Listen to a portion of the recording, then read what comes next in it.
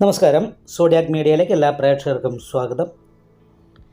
മീനശനി ഇടവവ്യാഴം 1200 കൊല്ലവർഷം മീനമാസം 30-ാം തീയതി ഞായറാഴ്ച ഉദയാദി 50 നാഴിക 20 വിനാഴികയ്ക്ക് ചോതി നക്ഷത്രവും കൃഷ്ണപക്ഷ പ്രതിപദ തിഥിയും പന്നിക്കരണവും വജ്രനാമ ചന്ദ്രാർക്ക യോഗവും കൂടിയ ദിവസം തുലാക്കൂറിൽ മകരലഗ്നത്തിൽ പൃഥ്വീഭൂതത്തിലാണ് ഈ വർഷത്തെ മേഷ വിഷു സംക്രമം വരുന്നത്. പുണർദ നക്ഷത്രക്കാരുടെ ഈ വർഷത്തെ വിഷുവശാലുള്ള ഗുണദോഷ ഫലങ്ങൾ എന്തൊക്കെയാണ് എന്നൊന്ന് പരിശോധിച്ച് നോക്കാം. പുണർദ നക്ഷത്രക്കാരെ സംബന്ധിച്ച് സാമ്പത്തികമായിരിക്കുന്ന വിഷയത്തിൽ നല്ല അനുകൂലമായിരിക്കുന്ന ഗുണഫലങ്ങൾ അനുഭവിക്കാൻ യോഗമുള്ളൊരു വർഷമാണ്. കാരണം 5 രൂപ കയ്യിൽ കിട്ടിയാൽ 2 രൂപ മാത്രം ചിലവാകുന്നൊരു വർഷമായത് കാരണം വരുമാനത്തിൽ വർധനവുണ്ടാകാനും അതേപോലെ തന്നെ ചെലവ് നിയന്ത്രിക്കാൻ സാധിക്കുകയും ചെയ്യുന്ന രീതിയിലുള്ളൊരു ഗുണഫലമായി ഈ വർഷത്തിൽ അനുഭവിക്കാനായിട്ട് സാധിക്കും. എന്നാലും ശാരീരികമായിട്ടുള്ള രീതിയിലുള്ള അവസ്ഥകളൊന്ന് പ്രത്യേകം ശ്രദ്ധിക്കേണ്ടതാണ്. കാരണം എന്താ വെച്ചാൽ ശൂലഷൾക്കങ്ങളിൽ അന്ത്യശൂലമാണ്. അപ്പോൾ അന്ത്യശൂലക്കാരെ സംബന്ധിച്ചിടത്തോളം ശാരീരികമായിട്ടുള്ള അസ്വസ്ഥതകൾ ഉണ്ടാകാൻ സാധ്യതയുള്ളൊരു വർഷമാണ്. അത് പ്രത്യേകമായിട്ട് ശ്രദ്ധിക്കണം. അതായത് ആയുധഭയം ഉണ്ടാകുക, പ്രതീക്ഷിക്കാത്ത രീതിയിൽ കൈകാലുകളിൽ എന്തെങ്കിലും മുറിവ് സംഭവിക്കുന്ന രീതിയിലുള്ള വിഷയങ്ങളുണ്ടാകാം.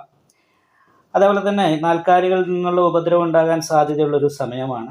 അഭക്ഷ്യമായ വസ്തുക്കളൊക്കെ ഉള്ളിൽ ചെല്ലുക, അതല്ലെങ്കിൽ വിഷഭയം, ഭക്ഷണത്തിൽ അശുദ്ധി ഉണ്ടാകുക, ഇങ്ങനെയുള്ള കാര്യങ്ങൾക്ക് യോഗമുള്ള ഒരു വർഷമായത് കാരണം കൊണ്ട് പ്രത്യേകമായിട്ട് ശ്രദ്ധിക്കണം ഭക്ഷണം കഴിക്കുന്ന കാര്യത്തിലും.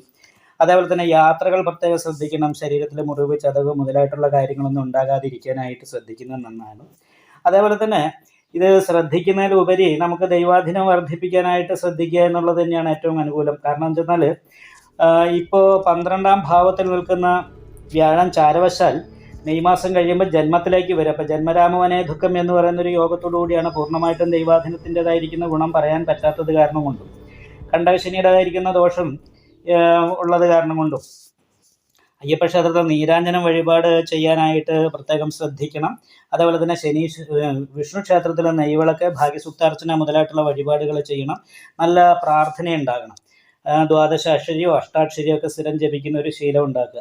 അപ്പോൾ ദൈവാധീനമൊക്കെ വർദ്ധിച്ചു കഴിഞ്ഞാൽ ഈ ശാരീരികമായിട്ടുള്ള അസ്വസ്ഥതകളും മാനസികമായിട്ടുള്ള പ്രശ്നങ്ങളും രോഗാവസ്ഥ കാര്യങ്ങൾക്കൊക്കെ ഒരു കുറവുണ്ടാകുകയും അനുകൂലമായിരിക്കുന്ന രീതിയിൽ തടസ്സങ്ങളില്ലാതെ ഗുണഫലങ്ങൾ അനുഭവിക്കാനൊക്കെ ഈ വർഷത്തിൽ സാധിക്കുന്നതാണ്. അതുപോലെ തന്നെ തൊഴിലിൽ വർധനവ്, സാമ്പത്തികമായിരിക്കുന്ന വർധനവിനൊക്കെ യോഗമുള്ള ഒരു വർഷം കൂടിയാണ് കാണുന്നത്. നിങ്ങൾക്ക് ഈ വീഡിയോ ഇഷ്ടപ്പെട്ടാൽ ലൈക്ക് ചെയ്യുക, നിങ്ങളുടെ അഭിപ്രായങ്ങൾ കമൻറ്റ് ചെയ്യാം. ജ്യോതിഷവുമായി ബന്ധപ്പെട്ട കൂടുതൽ കാര്യങ്ങൾ അറിയാൻ ഈ ചാനൽ സബ്സ്ക്രൈബ് ചെയ്യുക. ഞങ്ങളുടെ ഓൺലൈൻ കൺസൾട്ടൻസി നമ്പർ താഴെ ഡിസ്ക്രിപ്ഷൻ ബോക്സിൽ കൊടുത്തിട്ടുണ്ട്. ആവശ്യമുള്ളവർക്ക് കോൺടാക്റ്റ് ചെയ്യാവുന്നതാണ്.